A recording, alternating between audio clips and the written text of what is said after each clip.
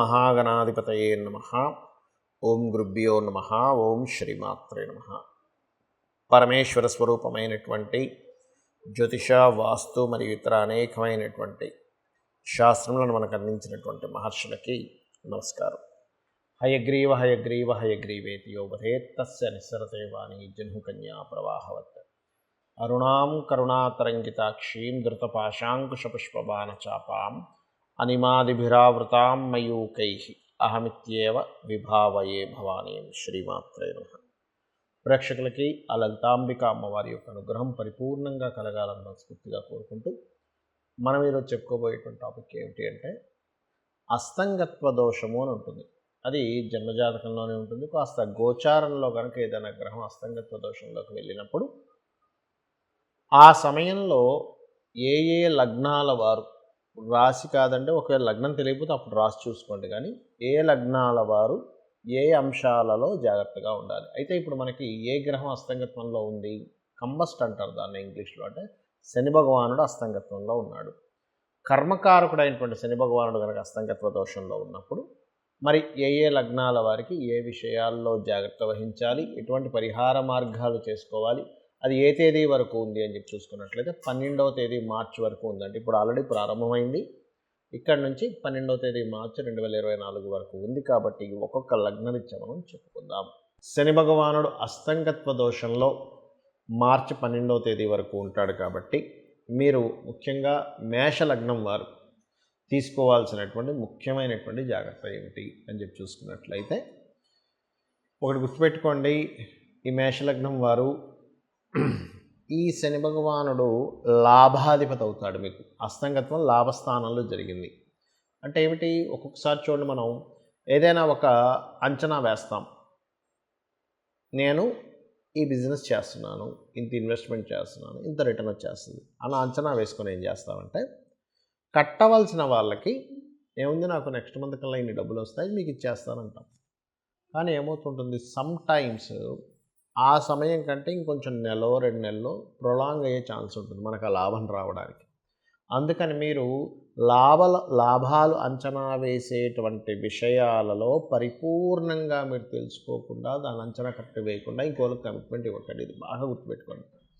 లేదా ఒక్కొక్కసారి ఒక ఈవెంట్ చూడండి, ఒక్కోసారి కొంతమందికి పెళ్ళి అనుకుంటారు, ఎంగేజ్మెంట్ అయిందండి, ఎంగేజ్మెంట్ తర్వాత సడన్గా ఎందుకో మిస్ అయిపోయింది అంటూ ఉంటాం. అంటే ఏంటి, ఒక ఈవెంట్ ఇంట్లో ఏదైనా ఒక శుభకార్యము, ఏదైనా ఒక ఈవెంట్ సంబంధించిన విషయంలో కొంత జాగ్రత్తగా ఉండాలి. అంటే అది కంప్లీట్ అయ్యేదాకా కూడా ఎటువంటి హోప్స్ పెట్టుకోకండి. పర్టికులర్గా శని లాభస్థానంలో అస్తంగత్వంలో ఉన్నాడు కాబట్టి.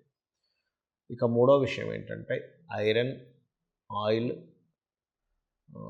జాబ్ కన్సల్టెన్సీ సెంటర్స్ పెట్టేటువంటి వారు, ఇటువంటి సంబంధించినటువంటి బిజినెసెస్లో ఉండేటువంటి వారు మీరు తొందరపాటు నిర్ణయాలు మాత్రం అస్సలు పనికిరావు. మరి దీనికి పరిహారం ఏమిటండి? లాభస్థానంలో ఈ కాంబినేషన్ ఉంది కాబట్టి మీరు వెంకటేశ్వర స్వామి యొక్క ఆరాధన, ముఖ్యంగా సూర్య నమస్కారాలు, ఆదిత్య హృదయ పఠనం, సూర్యుడికి వీలైతే పాయసము నైవేద్యంగా పెట్టడం నిత్యము కూడా ఇది చేయండి.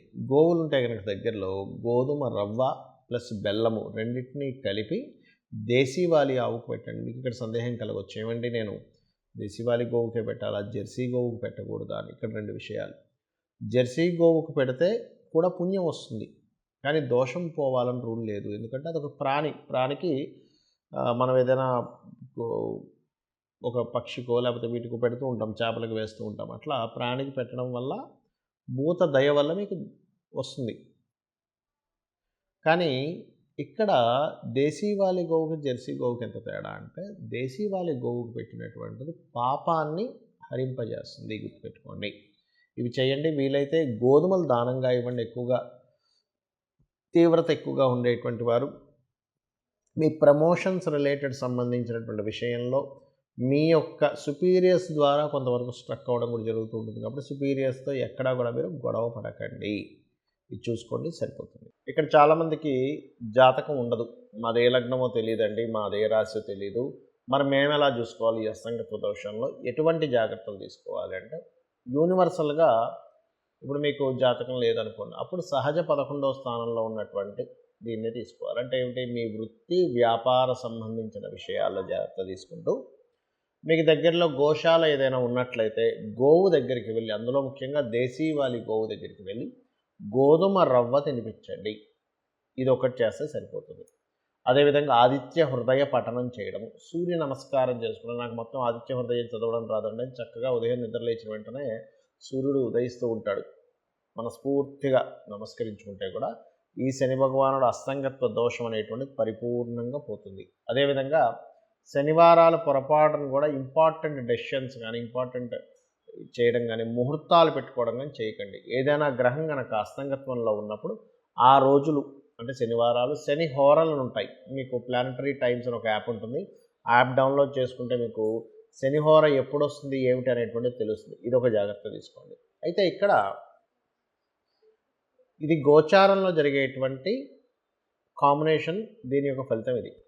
అయితే ఎందుకంటే 30 సంవత్సరాలకు ఒకసారి మాత్రమే వస్తుంది ఈ కాంబినేషన్ అనేటువంటిది, శని రవి కలిసినటువంటి కుంభరాశిలో. అయితే మరి ఇది ఇలా ఉండగా పర్టికులర్గా మరి దీనికి మనం ఎంతవరకు జాగ్రత్తలు తీసుకోవాలి, ఇంకేదైనా ఉంటుందా అంటే ఒకటే గుర్తుపెట్టుకోండి, మీ జన్మజాతకంలో కనుక బలమైనటువంటి ధనయోగ దశలు నడుస్తున్నా, చక్కటి గృహయోగ దశలు నడుస్తున్నా, మంచి వ్యాపార యోగ దశలు నడుస్తున్నా, నీచభంగ రాజయోగం విపరీత రాజయోగానికి సంబంధించిన దశలు నడుస్తున్నా మీరేం కంగారు పడాల్సిన పని లేదు. ఎందుకంటే మన జన్మజాతకం చాలా ముఖ్యమైనటువంటి అంశం. మనం జన్మించినప్పుడు ఉన్నటువంటి సమయాన్ని, తేదీని, నెలని, సంవత్సరాన్ని, ప్రాంతాన్ని తీసుకొని మనం జన్మించినప్పుడు ఉన్నటువంటి గ్రహస్థితి ఎలా ఉంది అనేటువంటిది తీసుకుంటాం.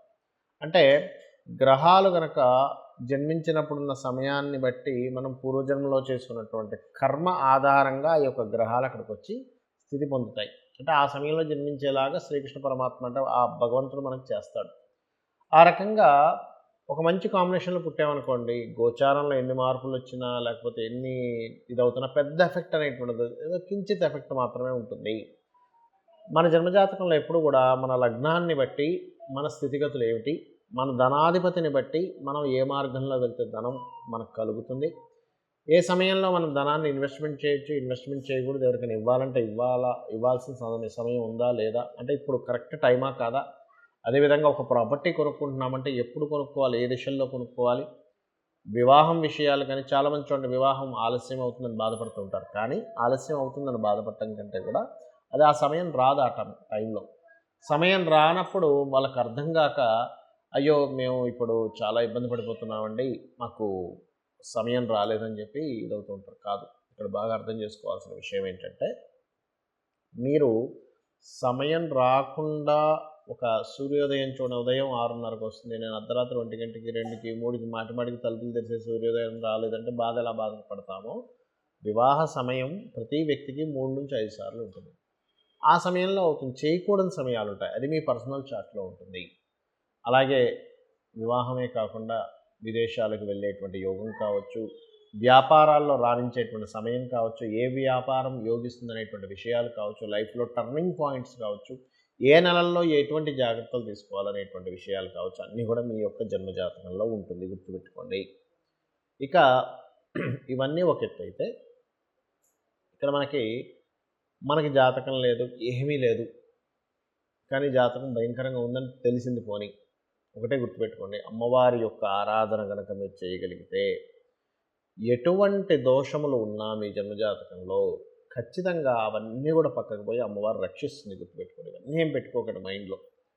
అయితే మీకు ఇక్కడ సందేహం కలగొచ్చేవండి, మరి మనకి జన్మజాతకంలోనే మొత్తము ఉంటే మనం ఈ గోచార ఫలితాలని, ఈ అస్తంగత్వ దోషాలు ఇవన్నీ చెప్పుకుంటున్నాము అంటే మనిషి యొక్క జీవితం 2 రకాలుగా డిజైన్ చేయబడుతుంది. ఒకటి మన నిర్ణయాలు, మనం తీసుకునే స్టెప్స్, మనం తీసుకునే నిర్ణయాలు, మన ఆలోచనలతో ఒకటి ఉంటే, మన ఆలోచనలతోని మన నిర్ణయాలతో సంబంధం లేకుండా బయట మార్కెట్ కానీ గోచారం కానీ నడుస్తూ ఉంటాయి. అంటే అలాగా చూడండి, ఒక వ్యక్తి మొన్న ఒక 3.5-4 ఏళ్ళ క్రితం మనకు కరోనా వచ్చింది. అసలు ఎవరు ఊహించలేదు, ఏదో పెట్టాడు అట్లాగా, ఒక షాప్ ఏదో పెట్టుకున్నాడు, సడన్గా కరోనా వచ్చింది, మూసేయాల్సి వచ్చింది. ఎంత ప్లానింగ్ చేసుకున్నా ఏం చేసుకున్నా కూడా బయట ఉండే వాతావరణం మారిపోయింది. లేదా ఒక వ్యక్తి ఒక ఈవెంట్ అనుకున్నాడు, సడన్గా వర్షం పడింది. అంటే ఏమిటి, మీకు సంబంధం లేకుండా అలా ఉంటుంది. లేదా ఒక ప్రదేశానికి వెళ్దాం అనుకున్నాం, ట్రాఫిక్ ఎక్కువైపోయి జామ్ అయిపోయి మీరు వెళ్ళవలసిన సమయం కంటే ఒక అరగంట గంట లేట్ అయింది అంటే ఏమిటి మీ చేతుల్లో లేదు అది కొన్ని. అయితే గోచార గ్రహాలు ఏం చెప్తాయంటే ప్రజెంట్ కండిషన్ ఇలా ఉంది, ఇలా జరగబోతుంది, సో నీ ప్లాన్స్ని ఇలా ప్లాన్ చేసుకో. గోచారంలో ఇక ధనం మీదకి ఈ గ్రహం వచ్చింది, గోచారంలో గృహం మీదకి ఈ గ్రహం వచ్చింది, గోచారంలో వివాహ సమయం సంబంధమైనటువంటి వాటికి ఈ గ్రహం వచ్చింది, కాబట్టి నువ్వు ఈ పరిహార మార్గం చేసుకో అనేటువంటిదే గోచార ఫలితాలు. కాబట్టి మీరు ఈ యొక్క గోచార ఫలితాలని మీ జన్మజాతక ఫలితాలని తెలుసుకొని ఆ అమ్మవారి యొక్క అనుగ్రహాన్ని పరిపూర్ణంగా పొంది మీరు ఆయురారోగ్యాలతోని అష్టైశ్వర్యాలతో తొలతూగాలని మనస్ఫూర్తిగా కోరుకుంటూ శ్రీమాత్రే నమః.